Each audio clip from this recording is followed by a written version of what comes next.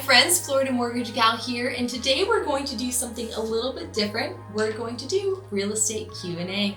Let's get started. All right, first question, should I order a home inspection? Great question. Well, it all depends on if you need an inspection for insurance and if you have the peace of mind to move into that home without getting an inspection. Let's break that down to two parts. If you are getting a mortgage on your home, then you need to have home insurance. If you're getting home insurance, oftentimes you'll need to have a home inspection unless the home was recently built.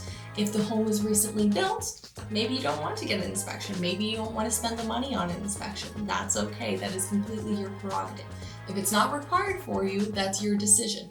I personally am of the mindset that, even though the home was recently built, it was still built by human hands. And there's a lot of error that can happen even if it's a new construction home. So before I invest, $300, $400, $500,000, I'm very happy to spend $300, $400, $500 in order to make sure that that home is up to standards. It's better to take care of those things up front than to have a problem where, the shower is leaking water into underneath all the floors, and then you have a flood issue and a bigger problem later on. So I prefer to get an inspection. Can I trust the Zillow Zesimate? Ooh.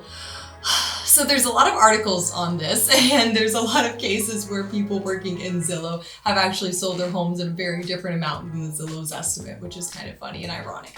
But at the end of the day, the best estimate of value is a comparative market analysis or a formal appraisal. So if you really want to know how much your home is worth, you can reach out to a local appraiser and get an appraisal order. The lender doesn't have to be the one that orders the appraisal. If you are a seller, I know sellers that have gone and have ordered an appraisal on their home, so that way they know kind of roughly where it's going to be coming back at in order for someone else to purchase their home.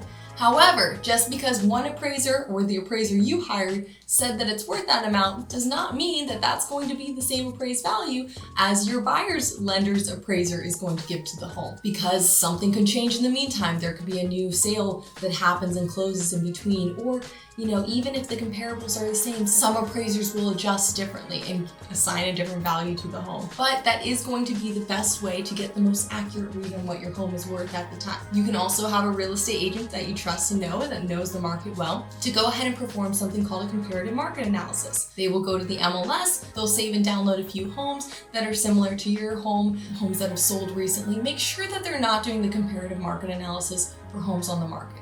Just because a home's on the market for $800,000 does not mean it's worth $800,000. You want to go off of homes that have closed. So it might be on the home for $800,000, but if the one next to it looks exactly the same, just sold for $600,000, the $600 is the actual value, not the $800. All right. What's an agent's commission fee, and what kind of closing costs can I expect when I sell my home? Some of the closing costs are negotiable, but honestly, there's really not that many closing costs for the seller outside of the commissions being paid to the real estate agents. There are some for title, and there's a settlement fee, stuff like that, or an attorney fee, depending on if you're using an attorney or a title company. But anyways, most of the time I tell people to estimate around 1%. You can always get a sample settlement sheet from the title company or attorney that you're going to be using, and they'll give you a breakdown of closing costs prior to your closing so you can get a better idea. But I typically tell people estimate about 1% for your closing costs as a seller, plus the real estate commissions that you're going to be paying out. Nationwide, the standard is 6%, 3% to each size. There are some markets where you can negotiate that. And if you're a little bit tighter on funds yourself and trying to squeeze every penny out of the deal, you might be tempted to go ahead and negotiate those a little bit harder, asking if, the buyer's agent will take 2% and maybe finding a listing agent that's 1% or, one of those services that charges 1%.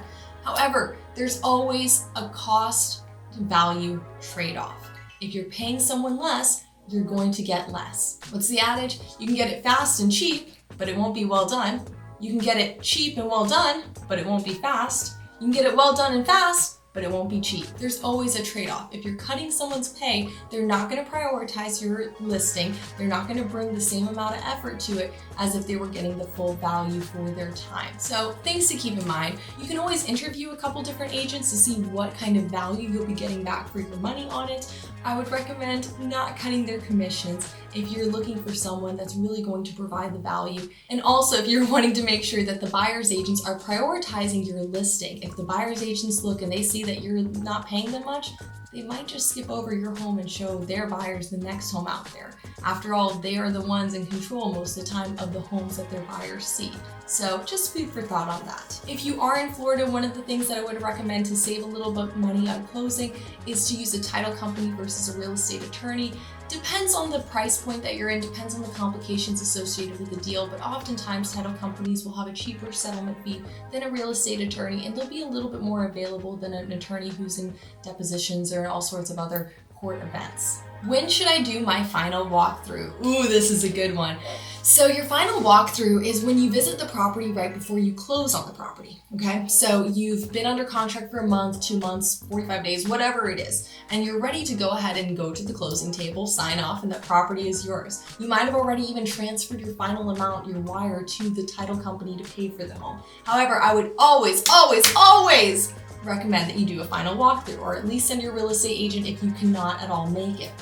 The final walkthrough is when you make sure that the home is in the same condition as when you went under contract for it. That final walkthrough is extremely important, and although it's not common, there are the horror stories. I personally have had it where we've been under contract, we're getting ready to close, and the buyer went to the home for the final walkthrough and found out that all of the appliances were stolen from the home. Someone had actually broken in. We had security footage of the home. Someone had broken in, they had ripped the appliances out because they hadn't cut the plumbing line properly for the fridge. When they took it out, that water went everywhere. It actually flooded the back room of the home. Then there was water damage. They had to pull off the baseboards, get it all redone. Because of the protections in the contract, the seller was required to present that house back to the buyer in the same condition. So the seller submitted an insurance claim, they got it all fixed up, and then we obviously had to postpone closing. And when the home was ready to be delivered to the buyer in the same condition as it was before, then we passed it over. Now there's two schools of thought that I see the most about the final walkthrough. Some people like to do it the day before, so there's time for negotiation.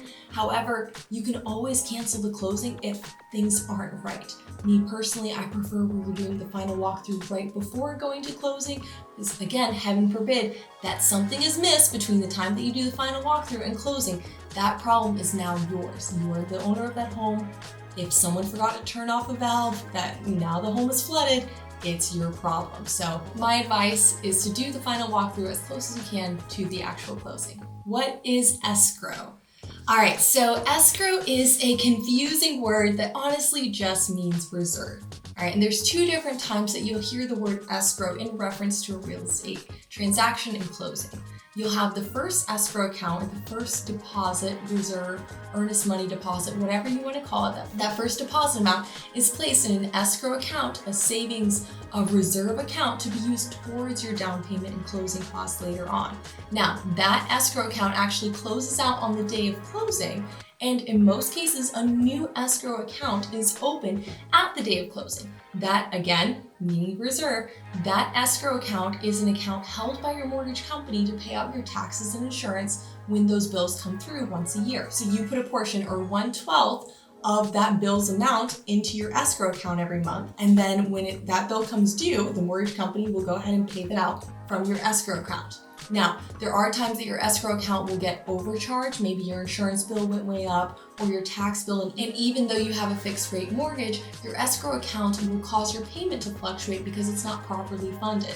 There are also times too where if you've done some renovations to the property and your insurance drops way down, let's say you reshop your insurance and they're giving you a bunch of credits because you've added impact windows, new roof, things that insurance likes, well, maybe you can actually drop your payment because your escrow account no longer needs to collect quite so much money in order to be able to be funded enough for those bills to be due. All right, guys, hope you enjoyed today's Q&A. If you have any other questions, drop them below.